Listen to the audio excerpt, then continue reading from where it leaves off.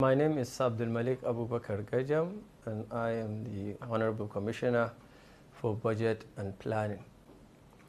Okay, nice to meet you, Honorable Commissioner. So tell us, how have you made things in Zamfara State? How is Zamfara State? You see, we met Zamfara State in insecurity crisis. When we talk about economic output, Zamfara State is 32/37. When we talk about importation, Zamfara State is 32/37. When we talk about business competition and industrialization, Zamfara State is 35/37. When we talk about healthcare, Zamfara State is 26/37. When we talk about education, Zamfara State is 30.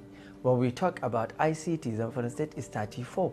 So when you look at all these numbers, this is based on the statistics that was done by ADSR, scorecards of the Nigerian states. And overall, averagely, the high mark was 45. Zamfara State, we was under 40. So Zamfara State was 36/37. Overall in Nigeria, that means we are last. We are taking the Z. Zamfara State this year alone is to pay debt servicing of over 30 billion naira. We have paid more than 20 billion from January to date. As it stands today in Zamfara State, they do not have two vehicles that can take you from Zamfara to Abuja efficiently and effectively in time. A government that removes from public account taxpayer money to put into a construction and nothing is built there. There is nothing to show in healthcare. Even those primary healthcares, when you go around now, you cannot even take animals into those structures. You have built a primary healthcare hospital with World Bank monies and then substandard work, and at the end of the day, there is no equipment, there is no manpower, there is no planning, there is no policy. We are still having emergencies in Mafara local government, in Anka local government. Children are dying of cholera. You think that government will be sensible enough to invest those monies into education sector? We do not have a functioning education system. What will amaze you is the idea that the past administration spent 3 years without paying for WAEC or NECO for our students. That means every young person in Zamfara State that graduated secondary school in the past 3 years has become a second person to somebody from Imo, to somebody from Sokoto that is the same age of you, that were enrolled into school together.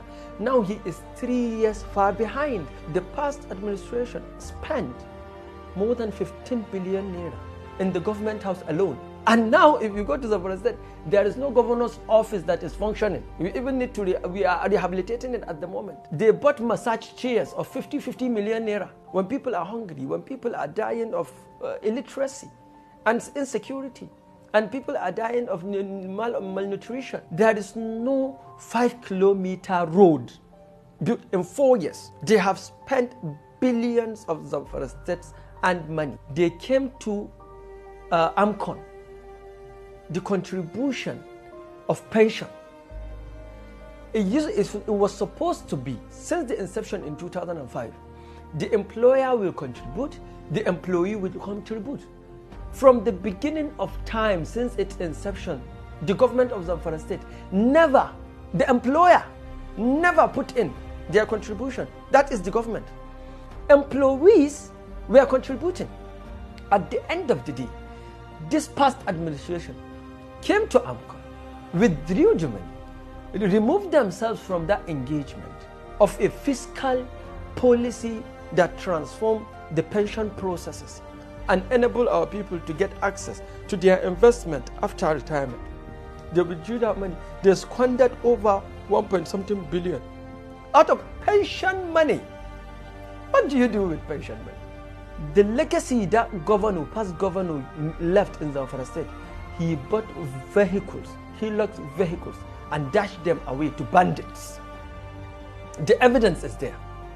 He was given asylum in the government house for bandits, people that kill people. Even in the barbaric era, there has never been a time where an emir or a king would give asylum to somebody that kills people.